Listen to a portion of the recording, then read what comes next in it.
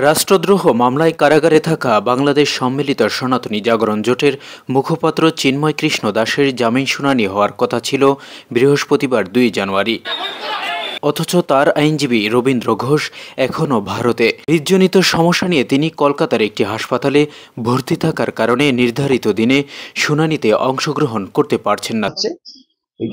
ভারতীয় সংবাদ মাধ্যম দ্য টেলিগ্রাফ জানিয়েছে, গতকাল হৃদজনিত সমস্যা নিয়ে কলকাতার SSKM হাসপাতালে ভর্তি হয়েছেন রবীন্দ্র ঘোষ।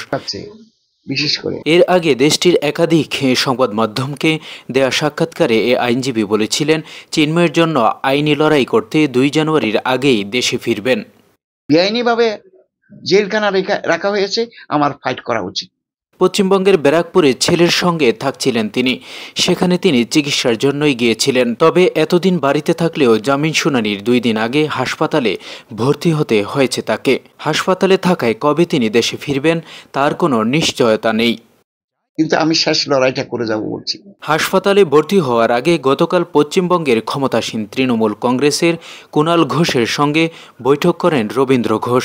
এরপর তিনি সাংবাদিকদের সঙ্গে কথা বলেন। রবীন্দ্র ঘোষ জানান, চিন্ময় দাসকে যখন রাষ্ট্রদ্রোহিতার মামলায় গ্রেপ্তার করা হয় তখন এ ব্যাপারে হস্তক্ষেপ করার জন্য ভারতীয় প্রধানমন্ত্রী নরেন্দ্র মোদীকে চিঠি দিয়েছিলেন তিনি, কিন্তু সেই চিঠির উত্তর এখন পর্যন্ত পাননি। চিন্ময় প্রভু নির্যাতনের শিকার হয়েছে, শারীরিক এবং মানসিক। গত ২৫ অক্টোবর চট্টগ্রামে বাংলাদেশের জাতীয় পতাকার উপর গেরুয়া পতাকা উত্তোলনের অভিযোগে চিন্ময় দাসের বিরুদ্ধে রাষ্ট্রদ্রোহের অভিযোগে মামলা হয়। এরপর গত ২৭ নভেম্বর ঢাকা থেকে চট্টগ্রামে যাওয়ার সময় শাহজালাল বিমানবন্দর থেকে ডিবি পুলিশ তাকে গ্রেপ্তার করে। পরের দিন চট্টগ্রামের আদালতে তার মামলায় শুনানি ঘিরে আদালত চত্বরে ব্যাপক উত্তেজনা তৈরি হয়। এ সময় চিন্ময় কৃষ্ণ দাসের অনুসারীদের হামলায় সাইফুল ইসলাম আলিফ নামে এক আইনজীবী নিহত হন।